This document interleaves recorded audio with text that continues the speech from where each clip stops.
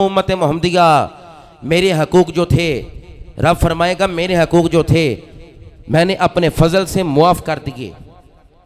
میرے جو حقوق تھے نا تم پر، اے امت محمدیہ تمہارے ذمہ جو میرے حقوق تھے، اپنے فضل اور اپنے کرم سے وہ حقوق میں نے معاف کر دیے۔ اب سنو آگے کیا آواز آئے گی۔ فرمایا جو تمہارے آپس کے حقوق ہیں نا، ایک دوسرے سے معافی مانگتے جاؤ اور جنت میں داخل ہوتے جاؤ۔ اللہ اکبر کبیرہ۔ توجہ کیا آپ نے اس بات کی طرف کہ اللہ اپنے حق قیامت کو بھی معاف فرما دے گا، نماز روزہ حج زکوٰۃ اعمال صالحہ، مگر اگر کسی کا دل دکھایا ہے نا، نماز کے بارے میں نہیں پوچھا جائے گا، دل دکھایا ہے روزے کے بارے میں نہیں پوچھا جائے گا، والدین کی نافرمانی کی ہے تسبیح و تحلیل کے متعلق نہیں پوچھا جائے گا، اگر اپنے عزیز کو، رشتہ دار کو، دوستوں کو، بھائیوں کو اذیت پہنچائی ہے، کسی کو ناراض کیا ہے، میں نے اپنا حق معاف کر دیا ہے، بتا مخلوق کا بھی حق معاف کرنا ہے کہ نہیں؟ اس نے بھی تجھے معاف کرنا ہے کہ نہیں؟ جب تک وہ بندہ معاف نہیں کرے گا اللہ اس کی بخشش نہیں فرمائے گا۔ اللہ اکبر کبیرہ۔ سیدنا فاروق اعظم فرماتے ہیں مومن جب ظالم ہوتا ہے نا، ظالم، اس کے اندر پھر یہ تین نشانیاں آ جاتی ہیں۔ اب توجہ کرنا ہے آپ نے اپنے حوال کی طرف اور میں نے اپنی زندگی کی طرف۔ جب مومن ظالم ہوتا ہے کتنی نشانیاں آتی ہیں؟ جب مسلمان ظالم ہوتا ہے کتنی نشانیاں آتی ہیں اس میں؟ تین۔ کون کون سی؟ سیدنا فاروق اعظم فرماتے ہیں خود کوئی کام کرے تو دوسروں پر عیب لگانے شروع کر دیتا ہے، خود وہی کام کرتا ہے مگر اپنے گریبان میں نہیں جانگتا، دوسرے پر عیب لگا دیتا ہے، یہ ظالم مومن کی پہلی نشانی ہے۔ دوسری نشانی سنو اور غور کرو، توجہ کرو اپنے مسلمانوں، اپنے کریکٹر کی طرف۔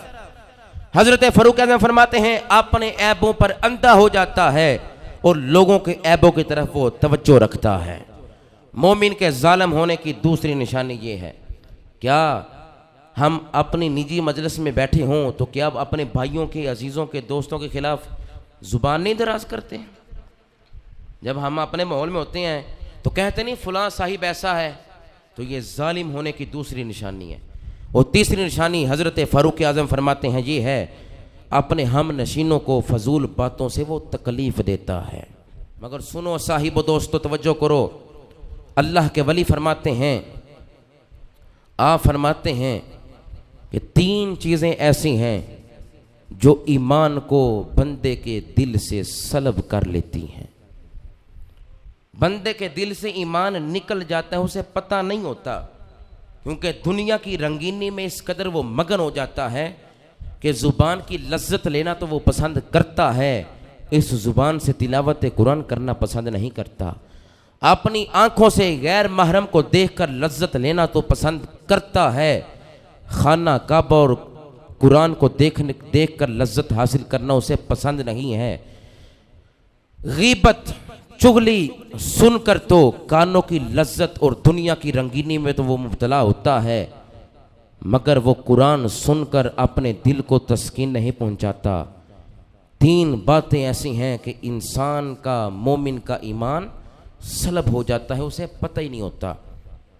پوچھا گیا آپ ارشاد فرمائیں وہ کون سی؟ اللہ کے ولی فرماتے ہیں سب سے پہلی بات دین اسلام پر شکر نہ کرنے سے ایمان سلب ہو جاتا ہے۔